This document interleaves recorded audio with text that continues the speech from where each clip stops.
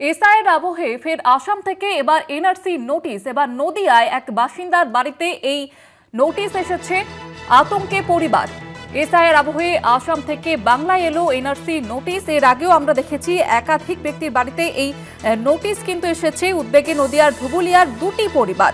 ধুবুলিয়ার সঞ্জু শেখ এবং আরশাদ শেখের নাম আসে এনআরসি নোটিশ এবং পরিবারের পাশে থাকার আশ্বাস সাংসদ মহুয়া মৈত্রের। এবং মহুয়া মৈত্র ঠিক কি বলেছেন এ নিয়ে আপনাদের শোনাবো। এইরকম চিঠি যদি কেউ পায় ইমিডিয়েটলি আপনারা আধিকারিকের সাথে যোগাযোগ করবেন। এটা একেবারে কোনো গুরুত্ব দেবেন না। আসাম ফরেনার ট্রাইব্যুনালের কোনো অধিকার নেই বাংলায় পাক প্রবেশ করার, এবং তাদের কোনো অধিকার নেই আমাদের বৈধ নাগরিক, পশ্চিমবঙ্গের বৈধ নাগরিককে এসে তাদের এরকম চিঠি আতঙ্ক ছড়ানোর জন্য করা।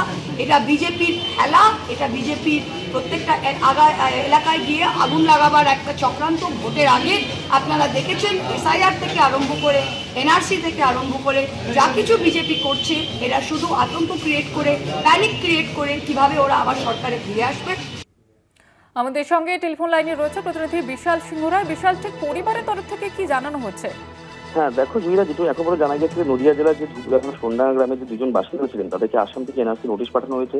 এবং সোনডাঙ্গা গ্রামের আসাদ শেখ ও সঞ্জু সাই শেখ এই দুজনের নামে নদিয়ার জেলা তোমার ধুবুলিয়া থানার সোনডাঙ্গা গ্রামের বাসিন্দা তারা। এবং এর আগেও কোচবিহারের বাসিন্দা তোমার এনআরসি নোটিশ দেওয়া হয়েছিল। এবং কৃষ্ণনগর লোকসভা কেন্দ্রের সাংসদ মহুয়া মৈত্র জানান যে আসাম থেকে কিভাবে দুজন পশ্চিমবঙ্গের নাগরিককে এনআরসি নোটিশ পাঠানো হলো তা নিয়ে উঠছে প্রশ্ন। এবং পরিবারের তরফ থেকে এখনো পর্যন্ত যেটা জানানো হচ্ছে যে তারা কোনোভাবেই এনআরসি নোটিশ নিয়ে তারা কোনো ক্ষুদ্র জানাচ্ছে এবং এরা দরকার হলে তারা বিজেপি উপমহল পর্যন্ত যাবেন এবং তারা হাইকোর্ট বা সুপ্রিম কোর্ট করার পরিকল্পনা রয়েছেন। এবং তারা একটা কথা, যেটা পুরোটাই বিরোধীদের একটা মানে তাদের প্রতি একটা সংঘাত চলছে।